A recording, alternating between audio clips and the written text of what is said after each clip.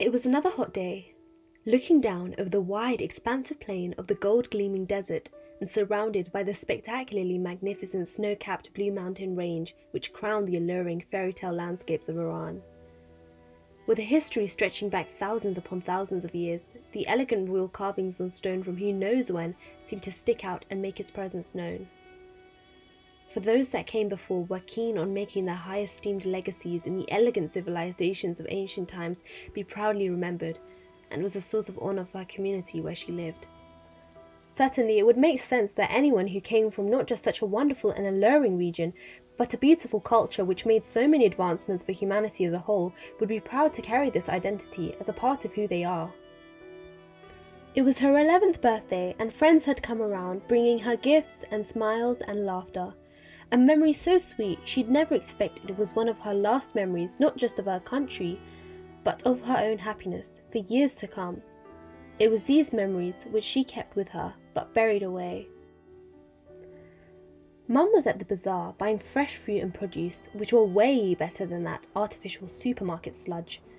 I was hoping she would get that silly idea out of her head. Leaving to go to a faraway country? Why would I give everything up just to start over on a cold little island, with no familiar friends? No cheery elders playing chess on the side of cafes? No aunties giving me life advice, and I wouldn't even get to see my grandparents, who I love so much, bring me sweets and kind smiles. We had a simple life, but a happy one. The economy was tarnished, and my mum was left to support and raise us all on her own after she divorced my dad. A part of me knew she was struggling so much, and sleepless nights had gone into her decision. Our loss was her loss. I should have supported her, but no matter how much she tried to console me, I was devastated beyond all means.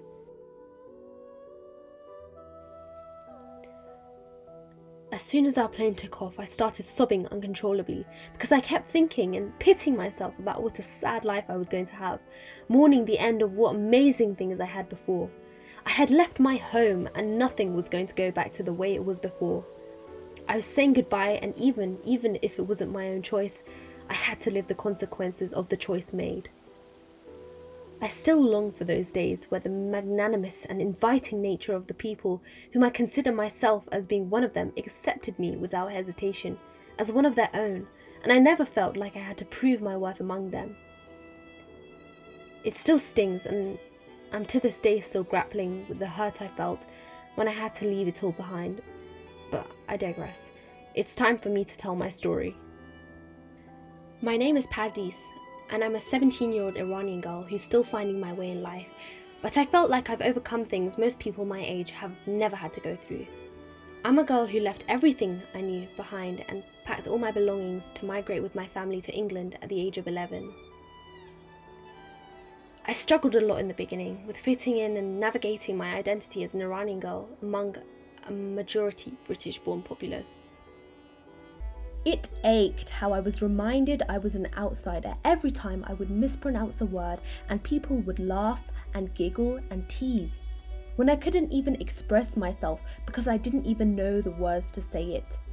How many times I had people talk in a mocking accent at me thinking it would make me understand. I felt as if though socially I'd regressed and people viewed me not just as a pariah, but a child who knew nothing and couldn't be talked to. As if I wouldn't understand their feelings just because I couldn't pick up on their cultural references. I wish they knew I understood perfectly fine. I could have been one of them, if only they would just let me.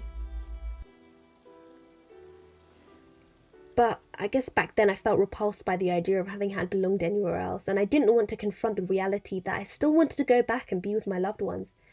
No matter how much I tried, I guess I couldn't reject that foreign in me. But I was embarrassed and ashamed too that I tried to reject it in the first place. Was my sense of self so fragile that I gave in at the first sign of adversity? It also didn't help that the place I once lived and thrived in reminded me that I was a foreigner where I reside now. It also reminded me that there was once a part of me that didn't share the same experiences my friends and classmates had. A part of me I tried to bury soon after I'd gotten there in order to not only survive as an outcast, but thrive among them as a peer and a friend, to finally be accepted and not mocked anymore. How could she force us to abandon our whole life just so she could get a job in some random foreign country? At the time, I never understood why some people are so callous they'd ruin others' lives for their own selfish reasons. Dumbfounded, I cried when she first told us she'd gotten a job abroad. My naivety in thinking she was leaving us behind and subsequently begging her to stay was quickly replaced with a stomach-churning realization that she was planning on taking us with her. No, just no, absolutely not. I'm happy here. Life might not be as stable as could be, but under the circumstances we were faced with, it was easy and fun. You see, the economy wasn't doing too well. Jobs were scarce and hard to find. Those who finally managed to find work weren't paid nearly enough to sustain their entire families, especially as a single mum. Looking back, she had no choice, I guess. In order to fit in, I did a lot of things I wasn't proud of. Around the age of 13, I began making quite a few changes to the way I presented myself to others. Changes I made to disassociate myself with my heritage because I had come to the conclusion that if the other kids weren't accepting me because I was different, then I had to do what I could to distance myself with all the things that made me stand out. My culture, my people, old friends and family, basically anything that made me stand out as being not British enough, whatever that meant. I refused to speak my language around my family and felt embarrassed when my mum would pick me up from school and greet me speaking what the other kids might have thought was some weird foreign language. Whenever I would invite friends from school over, I would try and hide all of our unique ornate decorations which had links to our heritage so I wouldn't get made fun of for being different or weird. But I really wish I hadn't refused to speak to any members of my family, even if it was the last time, just because I couldn't be bothered to connect with them, to be reminded that I still had links to where I wanted to disassociate with so very much. Or changing my name into Paradise, an anglicised version which lost the original depth and meaning it had in my own language, and became an amusing novelty for most people who found out about it. If only I hadn't gone as far as I did, in a desperate bid to be like everybody else. It's a real shame that I tried to erase my identity in a meagre effort to fit in with the wrong crowd, by acting like a clone of them just to feel accepted. But even with all the regret and shame I now feel of trying so very hard to disown my culture and identity, above all, I just wish that I didn't have to go through the ignorance and unnecessary hardships that many people who've left a life behind in search of a new one have to go through. Where they feel so alienated and alone, like they have to let go of something that has shaped a part of their identity because they feel the fear of social isolation and backlash. When my grandfather passed away a couple years ago, when I turned 15, we flew back to our home country for the first time since we'd originally left, and as my relatives all began arriving at the memorial we'd held for him, I noticed that they would greet me but then seemed to avoid me at all when possible. At first I thought maybe they didn't know what to say, but then I noticed that they would act perfectly fine around my siblings and my mum.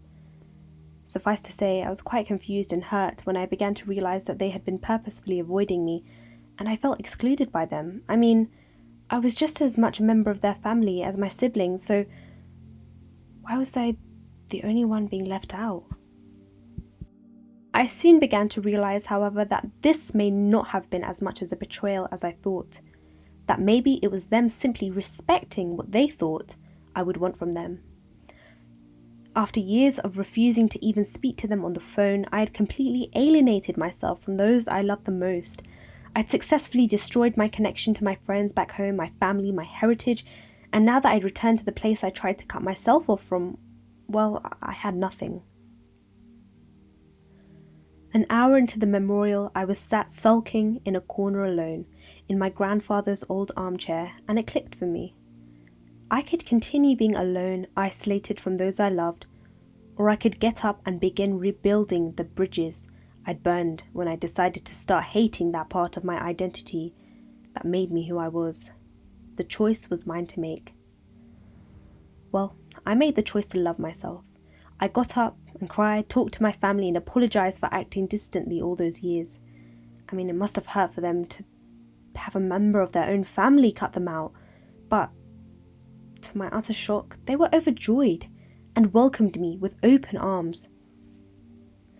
I'm so happy that eventually, after all those years, I not only managed to grow closer to my family who were willing to support me through my self-rediscovery and personal development, but also that over time I managed to grow to love myself enough to overcome this feeling of having to change my image to fit in, but instead find the real me and grow to love that person. The first time I flew to England, I was scared and had a fragile sense of identity. This time round though, I was excited for what the future would bring. What was left for me to do now was being able to confidently take on my Persian or Iranian identity in British society and not allow anyone to disrespect my culture anymore. When I came back, I was still feeling a bit anxious to start showing off my culture, and even though I'd managed to begin the process of restoring my relationships with my family and friends back home, I knew it would still take time to suddenly kind of display my heritage after all those years of ostracization I had faced in England. I had met a boy, David. We had been seeing each other for a couple months, and every time he had asked things relating to my heritage or culture, I had tried to shut out the thoughts of life back in Iran and diverted the conversation to another subject. Anyway, David was coming round, so I had to get ready. At home, everything relating to my heritage, life and culture was hidden again, like those times when I was younger. The many photos, decorations and ornaments were hidden away, out of arm's reach. However, without realising, I had accidentally left the pictures of me and my mum shopping at Tadrish Bazaar and the photos of my extended family with their traditional lebas mahali or local clothes on the fridge. This would come back to bite me, or maybe it was the best mistake I could have made up to that point. Asking him earlier if we could just meet at his place or a cafe, but he insisted on coming round because he hadn't seen my house yet and I'd been to his place a handful of times. This meant that everything had to be hidden, all put away and replaced with their English counterparts and decorations. Paradise looked around the house. Yes, everything was hidden. She sprayed air freshener to mask Mum's cooking. There was a knock on the door. It was him! He came in and gave me a peck on the cheek. Then he entered the kitchen. "Coffee or tea?" Paradise offered. "Tea, please," he said. She realised she only had Persian tea. That won't do, she said to herself. We're out of tea. We only have coffee. English coffee. Okay, that's fine, said David. She was pleased. He was happy, she was happy, everything was going to go as planned. She went to lead him out of the kitchen to the living room so that they could watch some TV. "Follow me," she ushered him into the corridor. He walked behind her and then stopped right at the fridge. "What's that?" She turned around, eyes wide, and saw a picture on the fridge. It was Paradise, when she was 11 with her friends and on her birthday at a local historical attraction back in her country. Her heart sank. She felt so embarrassed. She didn't know where to look. David walked over and looked at the photo closely. "Hey, you didn't tell me you were Iranian. Wait, were you raised there?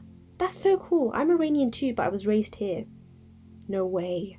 He found out about my secret, and not only that, but he wasn't making fun of me for being raised abroad." Wait. What did he just say? "You're Iranian?"